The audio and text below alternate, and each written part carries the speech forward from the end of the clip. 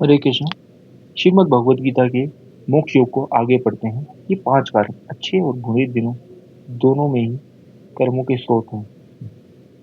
अच्छे बुरे दोनों ही कर्मों के स्रोत हैं, जिनका देहवत जीव इस संसार में अनुभव करते हैं। फिर भी एक मूर्ख व्यक्ति जो केवल स्वयं को ही कर्ता मानता है, यह अल्प बुद्धि के कारण इस विषय को नहीं समझ सकता।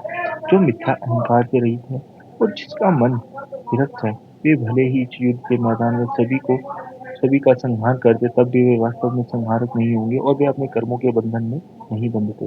अर्जुन एक क्षत्रिय है, एक योद्धा है और वे दो महान सेनाओं के बीच कुरुक्षेत्र के युद्ध के मैदान में श्री कृष्ण के साथ खड़े हैं। दोनों ओर मित्रों और संबंधियों को देखकर अर्जुन ने शुरू में युद्ध ना करने का संकल्प किया और अपने शस्त्रों को छोड़कर अपने कर्तव्यों को त्याग देने का निर्णय लिया।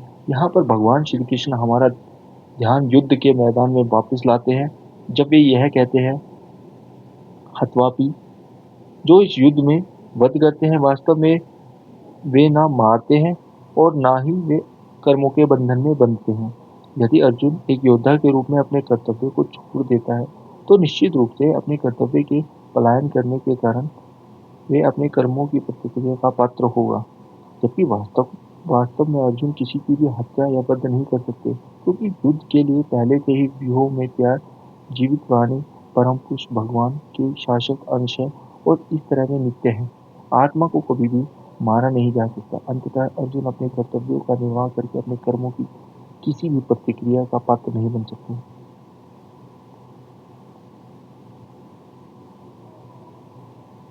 यदि कोई अपनी निर्धारित कर्तव्य को टाल जाता है और उन्हें भय, मोह आदि के कारण छोड़ देता है, तो वह कर्मों की प्रतिक्रिया को अपने ऊपर आमंत्रित करता है और जीवन में अगले जीवन में उसे दुख भोगना पड़ता है। इसलिए कृष्ण चाहते हैं कि अर्जुन अपने हृदय की कमजोरियों से ऊपर उठे और अपना कर्तव्य निभाए।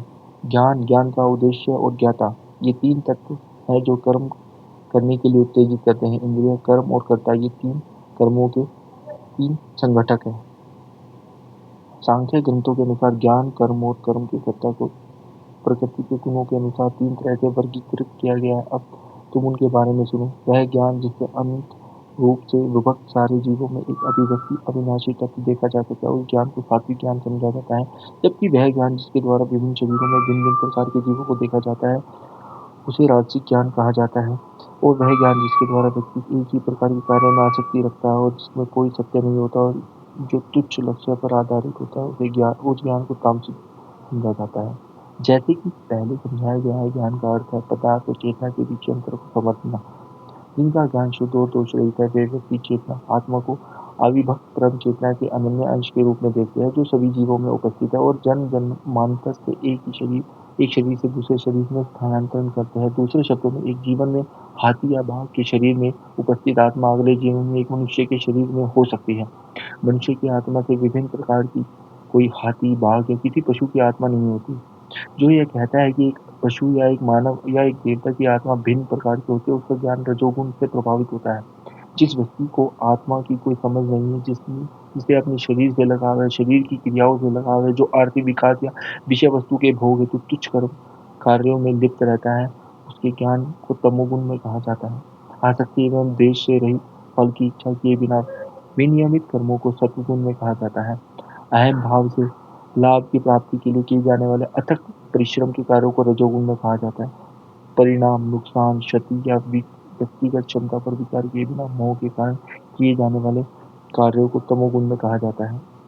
जो मनुष्य आसक्ति एवं अहम भाव से रहित होकर कार्य करते हैं, जो सहनशील, उत्साहपूर्ण और लाभ या नुकसान से अप्रभावित है, उन्हें सात्विक माना जाता है। जो मनुष्य अपने कर्मों के परिणामों का आनंद लेने के लिए करने की इच्छा रखते हैं, लालची होते हैं, स्वभाव से हिंसक होते हैं, सुख एवं दुख से प्रभावित होते हैं, उन्हें राजसिक माना जाता है। जो मनुष्य अपने कर्मों को अनुशासनहीन तरीके से करते हैं, जो अशिष्ट, जिद्दी, बेईमान, अपमानजनक, आलसी, बुरे स्वभाव वाले और शिथिलक होते हैं, उन्हें तामसिक कहा जाता है। यहाँ सात्विक, राजसिक और तामसिक कर्मों का वर्णन किया गया। आज जब कोई कर्मों के गुणों को और उनके विभिन्न विशेषताओं को ध्यान में रखते हुए संसार को देखता है, तो कोई आश्चर्य नहीं होता कि आज पृथ्वी पर युद्ध, महंगाई, निराशा, आर्थिक मंदी, भ्रम और नकारात्मक स्थिति है। हरे कृष्णा।